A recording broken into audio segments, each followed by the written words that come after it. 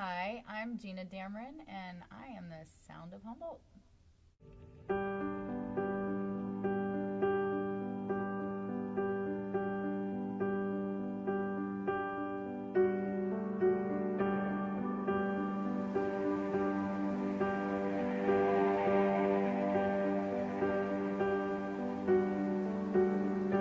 Lord, we come to you, come to you, come to you.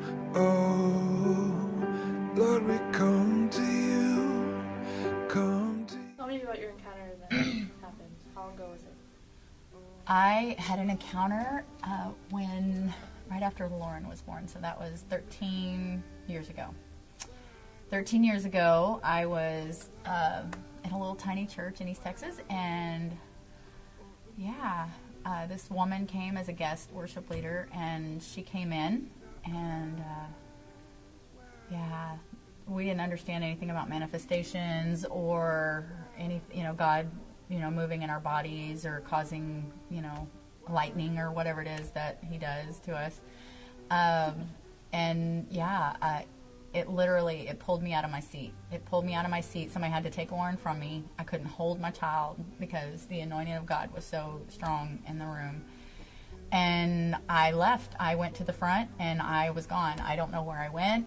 All I know is that I was encountering like the true intimacy with God. It was like I was being intimate with God in that place. And so, it just kind of wrecked me for the rest of my life. So I've been kind of fighting to get back to that place ever since then. So, and I feel like I'm on that road. What happened after an encounter? Where did it bring you after that? Well, directly after that, my calling to intimacy kind of got attacked, and so I spent a lot of years without the connection to that because of the attack that I had. It was just just throughout that time, my husband and I at the time, we ended up having a really rough time and ended up splitting up, and and throughout that time I was hanging on to that encounter. I strongly believe that God encountered me that night because He knew what I was going to go through.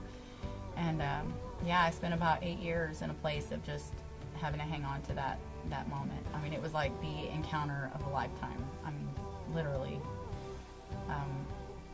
But I had kind of gotten to a deep place of just turning to alcohol to fill that desire for that intimacy. And I got really deep for a long time. And that kind of led to the encounter that kind of led me here. So.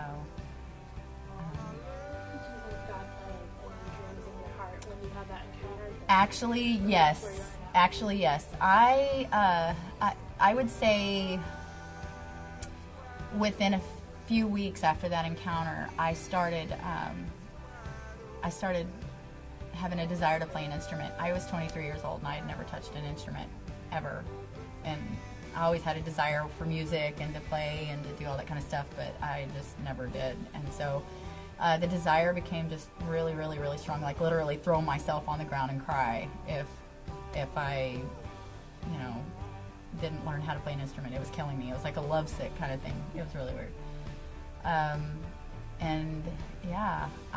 sat down at a piano, which was me and Jesus, for like 4 months. And within 4 months, I was doing things that I have no idea how I knew what to do. I mean, I wasn't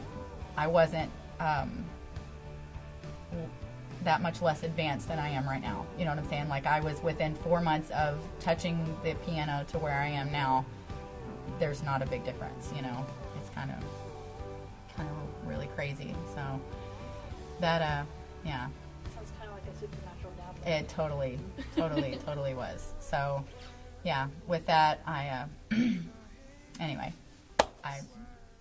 So what I'm kind of curious about is that I know that you and Daniel got married, mm-hmm. and you guys moved here, and you were freed from a lot of stuff, obviously. Yes, I was freed.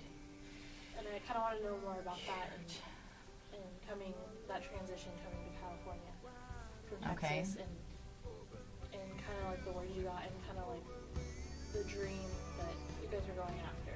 Yeah. Yeah, well, throughout that time that I was hanging on to that intimacy encounter, yeah, I spent a lot of time dreaming, and because you asked about dreams being downloaded or whatever, during the time of learning to play the piano and just wanting to go there with him in my own way, because we just didn't have access to that in the place that we were at. Yeah, I totally had tons of vision.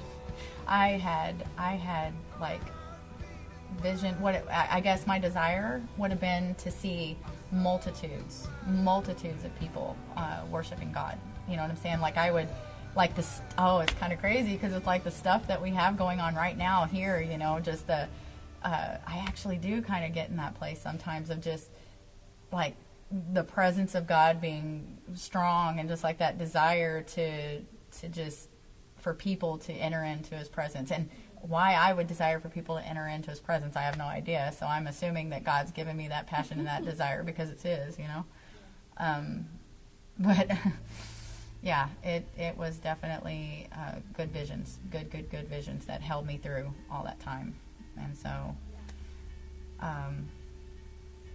so like when you got to California, and I know, did you have a piano when you came to California? Yes. No. I gave my piano away, or I sold it to move here. We sold everything. That's right. It's all gone.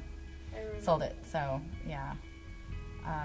Did you think that dream was still alive, like your passion to see multitudes of Yeah, people? And it's always been passion there. for worship. It's always been there since that night. Do you think that dream's grown?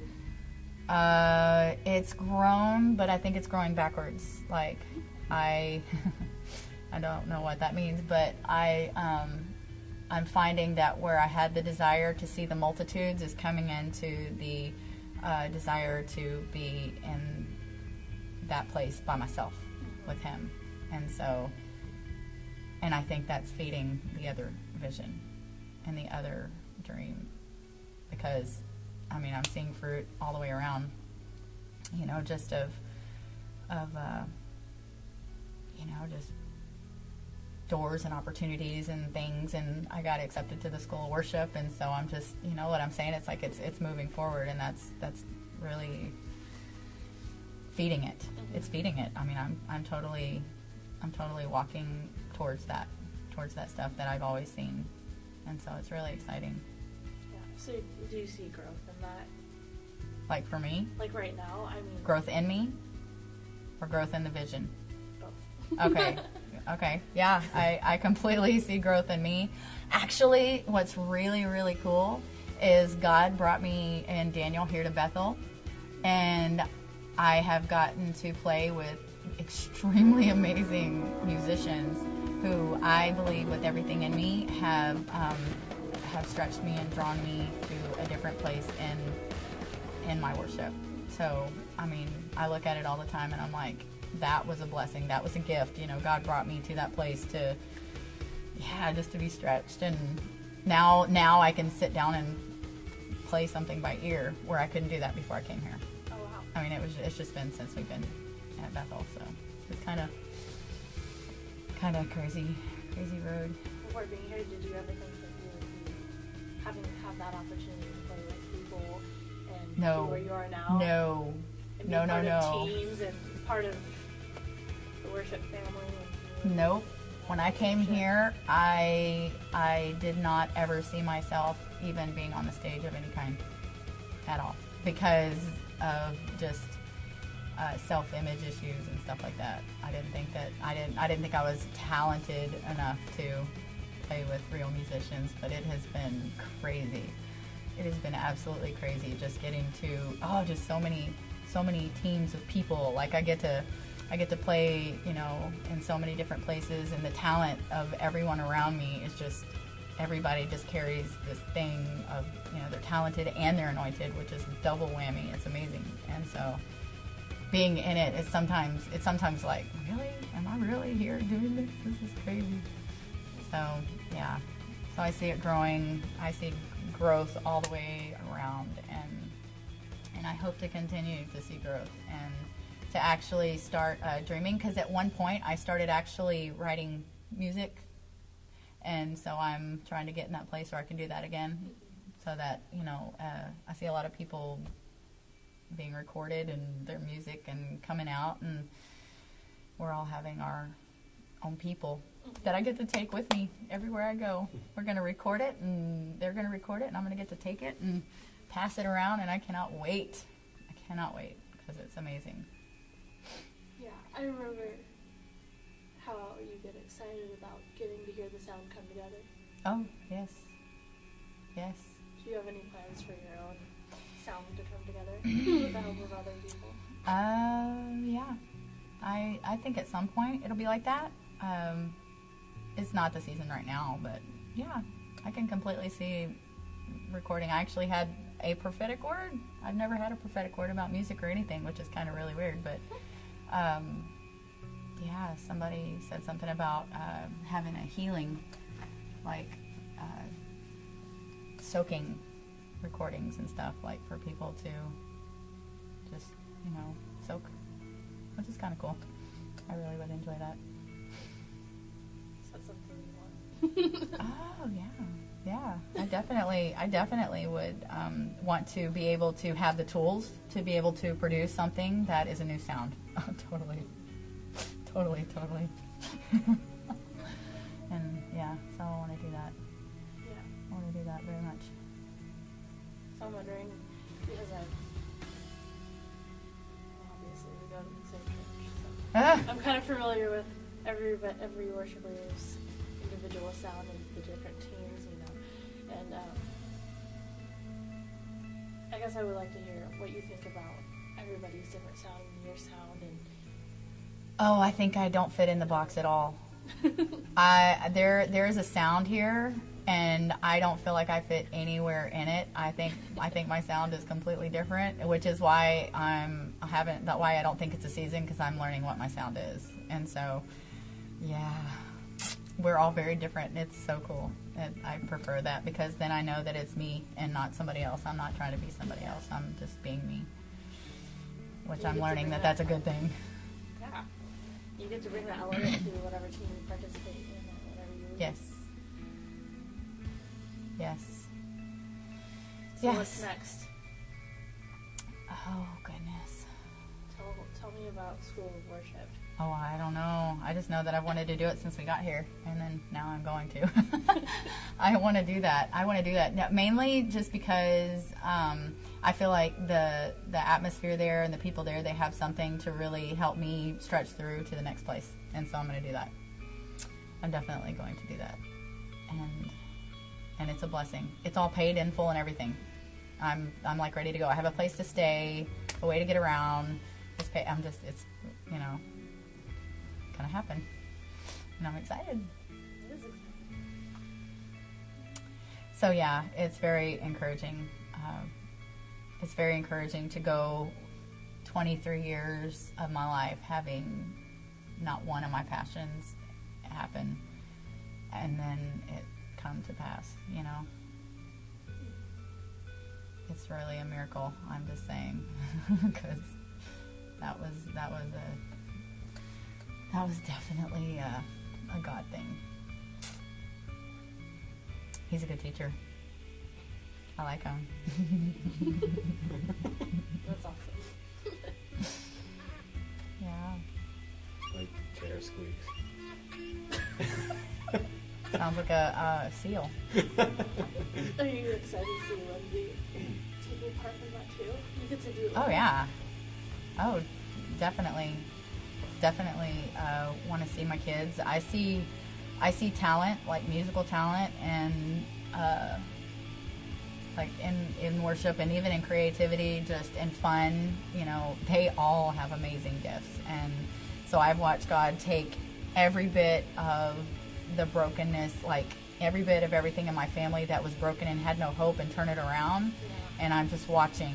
I'm watching him redeem my children. I'm watching him redeem my family in just so many ways with the gifts. You know what I mean? It's like we are redeemed and get gifts too. It's so fun. It's like a party. That's awesome. Yeah, it is. And so, yeah, I definitely want to encourage my children to pursue their passions and dreams. We got to find out what they are first, but you know, music is definitely in there. So, I just love music. I just want to be musical, huh? Do you think they get it from you at all? Even a little bit? I think some of it's for me, but I think they have a double portion because their grandmother is like a psalmist. She is a songwriter, musician, and so I think they just really had no choice. Were you influenced by her at all? Oh, absolutely, on every level. She was my. I actually used to call myself her biggest fan. Yes, yes. So it's funny, you know, mother-in-laws usually don't have that reputation in a family. They don't usually have great influence, but this one did. Yay!